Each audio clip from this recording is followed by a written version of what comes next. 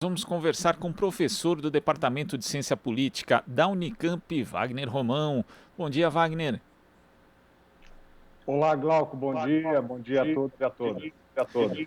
Wagner, a gente tem vários temas aqui para tratar, né? Porque a política brasileira exige isso da gente.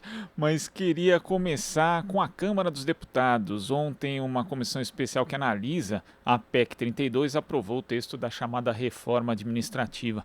Foram 28 votos favoráveis e 18 contrários. Aprovação que só foi possível depois de muitas manobras, o que dá uma perspectiva de oposição conseguir barrar a chamada reforma, que a gente sabe que não é reforma, é desmonte, né? No plenário da Câmara. Como é que você viu essa aprovação e a movimentação em torno dela? E queria que você comentasse também, Wagner, outra questão, porque quando a gente vê ali os partidos que votaram a favor, tem PSDB, MDB, PSL, PL, PP, PSD, Republicanos, DEM, PROS, PTB, Novo e Cidadania. Muitos desses partidos aí que querem, na verdade, tentar viabilizar uma chamada terceira via. Mas que terceira via é essa que vota a favor de uma das principais propostas do governo, Wagner? Sim.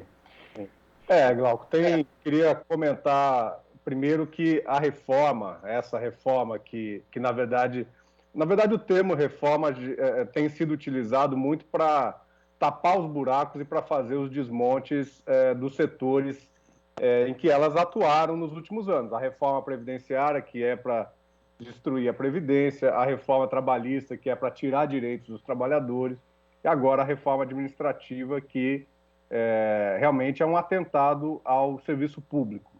O que nós vimos nesse processo é que o governo federal começou com uma proposta de PEC bastante forte, né? Quer dizer, uma PEC que tinha elementos autoritários nela, aumentava os poderes do presidente da República, possibilitando, inclusive, que ele extinguisse autarquias, fundações, como o próprio ICMBio, o IBAMA, a gente estava falando agora de meio ambiente, não é?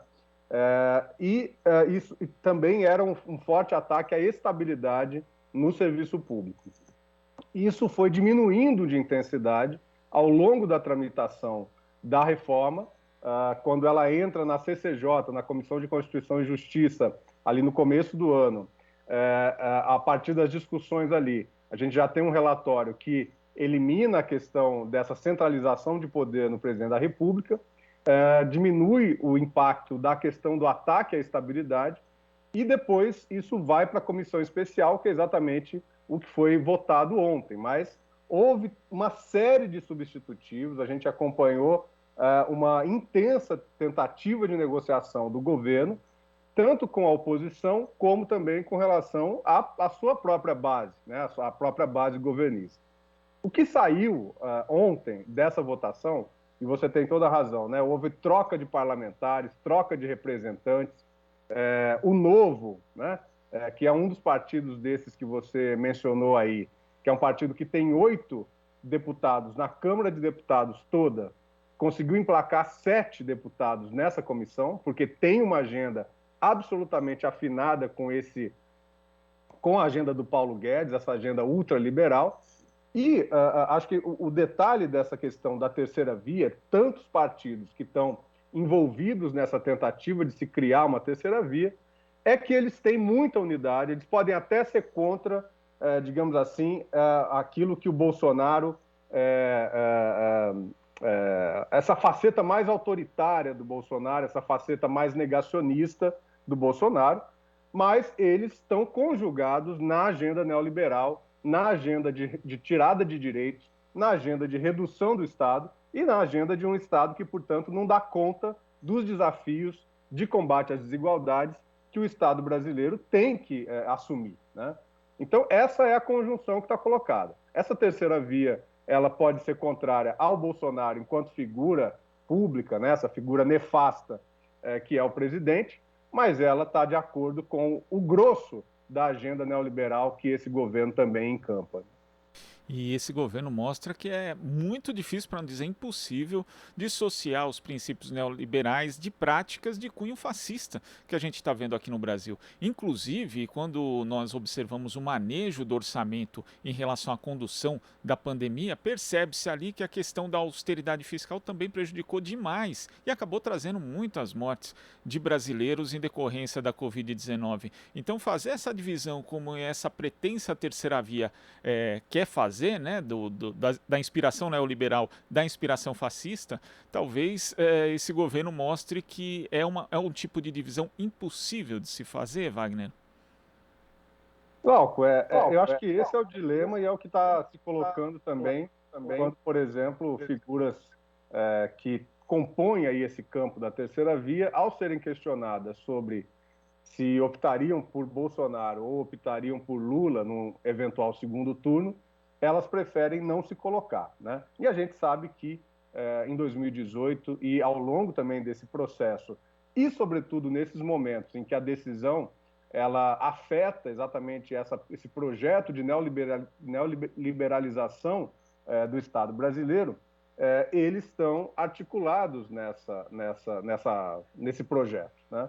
Ou seja, se for para se buscar uma saída autoritária ou, portanto, uma saída que coloca as instituições democráticas, né, numa situação de perigo na disputa por um projeto neoliberal, a minha suspeita é que eles acabam se articulando e se agregando junto a esse projeto neoliberal de retirada de direitos, de diminuição do Estado brasileiro, né? Me parece que é essa conjunção, esse peso que eles vão fazer se tiverem que optar por uma coisa ou outra. Entendo que o projeto alternativo aí que Lula representa, é exatamente um projeto de retomada da força do Estado brasileiro, né, das tarefas urgentes do Estado brasileiro, de retomar um processo de combate às desigualdades, a pauta ambiental, a agenda ambiental, que é fundamental, né? E é um processo de contenção, inclusive, desse capitalismo na sua faceta neoliberal, que é um regime, quer dizer, é um sistema econômico e político que pode levar o planeta, né, pode levar a que a gente perca o próprio planeta, um processo de degradação ambiental cada vez maior e um processo de retirada de direitos e de mais fome, mais pobreza, mais miséria. Wagner, eles seguem os trabalhos da chamada CPI da Covid. Nós tivemos essa semana aí alguns fatos bastante relevantes, em especial relativos à questão da Prevent Senior, né, da operadora de plano de saúde, que teve um dossiê elaborado por 15 médicos que teriam trabalhado ou que ainda trabalham na operadora, mostrando que houve um estudo que a gente nem pode chamar de estudo, né, dado se tudo aquilo for verdadeiro em relação à questão do tratamento precoce. Integrantes da CPI acreditam que merece atenção uma possível relação da Prevent Senior com o governo de Jair Bolsonaro, principalmente pela suspeita aí do Ministério da Saúde ter usado o protocolo da operadora para incentivar a utilização do chamado kit Covid. Como é que você vê essa possível, inclusive, isso pode até, provavelmente vai, né, possibilitar o adiamento da entrega do relatório final da comissão. Como é que você vê essa relação que cada vez fica mais evidente, né, entre parte, inclusive, do setor privado brasileiro e o governo de Jair Bolsonaro nessa condução desastrosa da pandemia aqui no Brasil, Wagner? O empresariado, esse gabinete paralelo, de paralelo não tinha muita coisa também, porque afinal de contas, eles que determinavam ali a política de saúde do governo Bolsonaro e a relação com a Covid, e setores da mídia também. A gente viu que essa mídia mais à direita, que hoje está instalada também no Brasil, ela incensou esses estudos, entre aspas, que a Prevent Senior vinha fazendo ali no início do ano, no início da pandemia, quando a gente estava tratando aí quando o debate sobre um eventual tratamento precoce estava ainda instalado. Depois se verificou que tudo isso era uma balela, né, e que não tinha nenhuma possibilidade desse tratamento precoce ser algo digno de constar né, no referencial dos médicos ou mesmo do Ministério da Saúde. Só que eles continuaram, né? Quer dizer, eles continuaram. Esses dados foram absolutamente manipulados, né? Então, foi um experimento em que as pessoas não sabiam, não tinham conhecimento do que estava acontecendo, as famílias não tinham conhecimento do que estava acontecendo, né? Provavelmente a Anvisa também não tinha conhecimento do que estava acontecendo, e o que nós tivemos é um atentado à saúde pública, é um crime, né? E que muito provavelmente pessoas do governo estavam envolvidas e pessoas ligadas ao governo estavam envolvidas. Então, aquilo que vinha acontecendo na CPI, já um processo de diminuição, né, da intensidade dos trabalhos de investigação, mesmo dos depoimentos, porque como nós vimos ontem, essas figuras que estão envolvidas em crimes, elas têm utilizado né, quer dizer, esse direito de permanecer calado, né, de não criar provas contra si próprios, como uma estratégia de não falar na CPI, né? Então a CPI estava realmente numa situação muito difícil. Agora, eu penso que esse escândalo absurdo, né, da Prevent Senior, ela também dá um gás aos trabalhos de investigação, e acho que pode sim ser um novo capítulo, talvez um último capítulo, que seja o ápice desse processo de investigação que a CPI inaugurou e de emparedamento também do governo com relação a forma como eles lidaram com a Covid-19. E Wagner, ontem nós tivemos uma briga ali na sessão da CPI entre o relator, senador Renan Calheiros, do MDB do Alagoas, e também o Jorginho Melo, né, que é senador pelo PL de Santa Catarina. Eles trocaram xingamentos, mas uma coisa que me chamou a atenção, na verdade, que eu fiquei assim perplexo mesmo, foi o estopim disso, né? Primeiro, o Renan Calheiros ali fez um comentário a respeito das responsabilidades do presidente Jair Bolsonaro.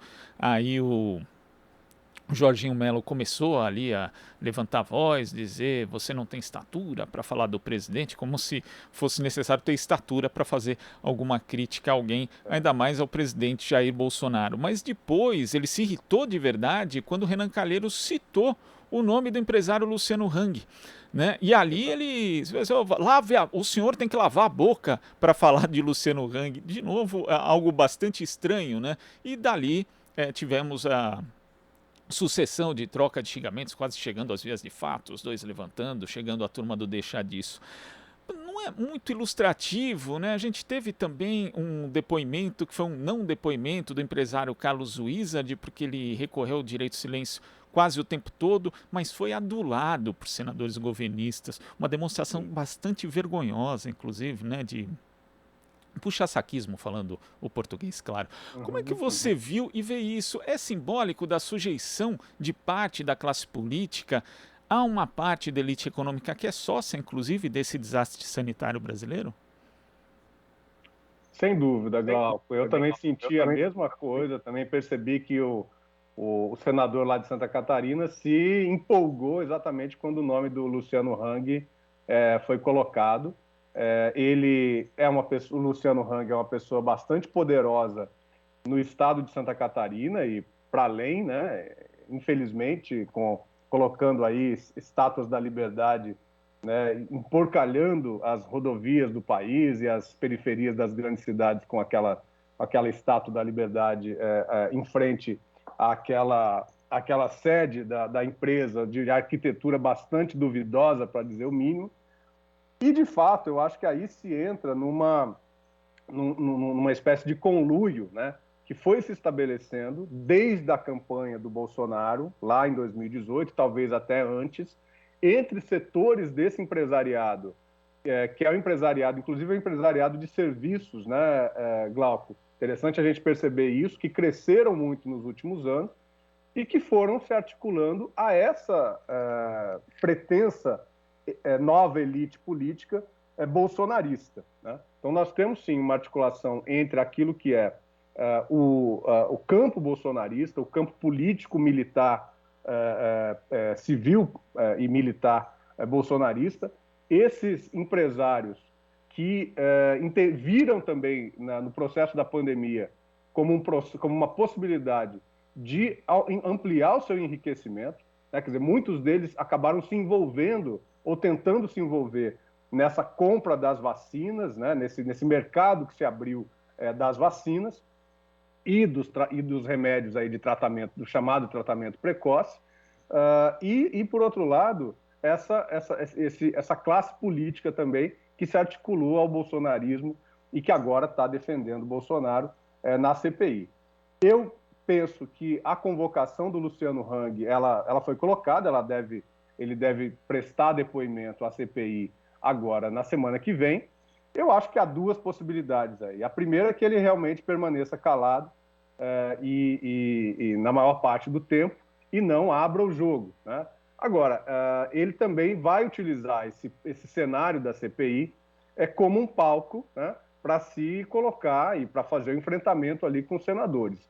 Eu acho que aí é muito importante que os senadores, né, independentes e da oposição que atualmente dominam aí o cenário da CPI possam se preparar muito bem e realmente fazer as perguntas que devem ser feitas para esse empresário, que eu penso tem muito a dizer, né? Não sei se ele vai dizer, mas ele tem muito a dizer, sabe muito, né, o que aconteceu ali nesses bastidores de como o gabinete paralelo agiu, de como esses setores do empresariado agiram, e inclusive ele tem muito a dizer também sobre a própria campanha em 2018, o disparo em massa de mensagens por WhatsApp, coisas que inclusive estão sendo questionadas no Tribunal Superior Eleitoral e que nós estamos esperando, né, sentados, essa decisão do Tribunal Superior Eleitoral, do TSE, a respeito disso. Esses empresários, né, todos, né, desse campo bolsonarista, têm muito a dizer, não só sobre a Covid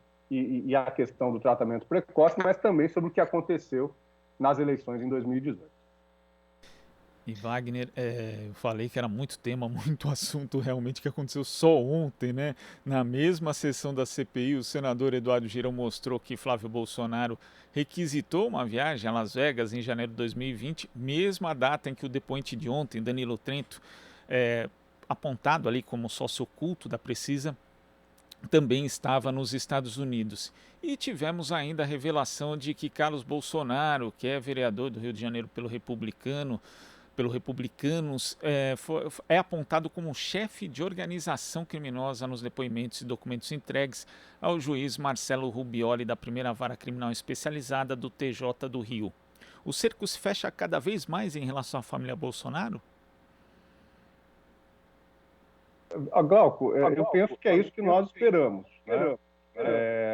A gente sabe que há essa prática, há uma conexão dessa família já há muitos e muitos anos com o campo da milícia, né, no Rio de Janeiro, com práticas que envolvem uma relação bastante obscura, né, entre setores da polícia, seja da civil, seja da militar, e as milícias no Rio de Janeiro. Está muito confuso, né? Quer dizer, é algo que é bastante suspeito, para dizer o mínimo também, inclusive com concessão de honrarias, né, do próprio Palácio Tiradentes, ali da Câmara de Vereadores do Rio de Janeiro, da Assembleia Legislativa do Rio de Janeiro, para essas figuras que ou estão mortas, né, ou estão sendo processadas ou estão na cadeia.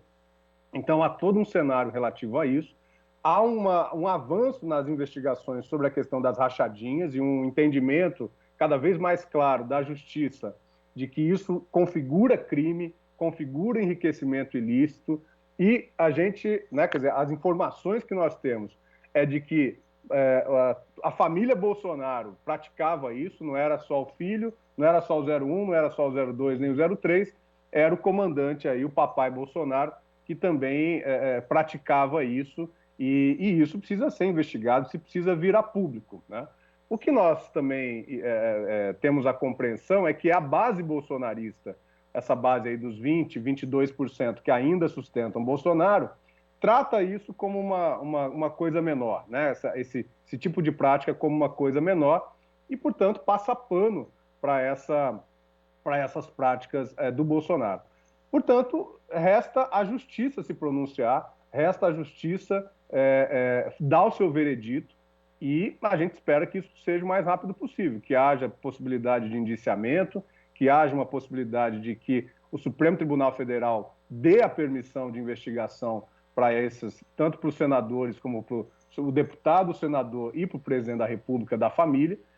E a gente quer justiça, a gente quer que tudo seja investigado e que tudo venha a público, para que, afinal de contas, esses sujeitos respondam por aquilo que fizeram. Eu penso que o cerco está se fechando, sim, e acho que isso é muito bom para o país, para que a gente possa, enfim, ter uma disputa limpa também em 2022, nesses diversos cargos que eles ocupam e que têm, inclusive, vencido eleições. Né? Wagner, queria agradecer a sua participação aqui no Jornal Brasil Atual. Um ótimo final de semana e até a próxima. Grande abraço, Glauco. Também um ótimo final de semana para todo mundo que está nos assistindo. Abraço. Conversamos aqui com o professor do Departamento de Ciência Política da Unicamp, Wagner Romão. Você está ouvindo Jornal Brasil Atual. As notícias que os outros não dão.